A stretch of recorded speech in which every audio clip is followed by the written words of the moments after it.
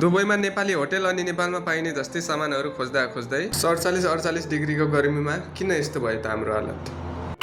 Hello guys, welcome to यो mini vlog. I hope तपाईँहरू सबैजना सन्चै हुनुहुन्छ होला। म पनि आरामै छु। अरू दिन जस्तै नाइट ड्युटी गरेर रुम आएर नुहाइ धुवाइ गरेर हामी 3 दाजुभाइ निस्किसकेको छौँ रुमदेखि कपाल कटिङ गर्नको लागि। दुबईमा गर्मी बढे सँगसँगै मेरो कपाल पनि धेरै लामो भइसकेछ।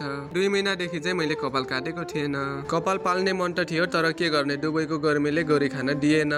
हेयर कटिङ खोज्दै हिँड्दा हिँड्दै हामी चाहिँ ठ्याक्क नेपाली होटलको अगाडि पुग्यो। दुबईमा नेपाली होटल भेटिसकेपछि नेपाली खानेकुराहरू के पाइने रहेछ एकछिन हेरौँ न त भनेर भित्र छिरेको। हेर्ने भनेर त पसलमा छिरियो, तर सामान नकिनेर फर्किन मनले मानेन।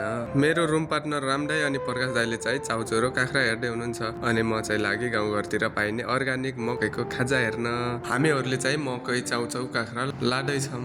तपाईँहरूलाई पनि यस्तै खानेकुरा चाहिएको छ भने यो पसलमा आउनु पर्ने हुन्छ।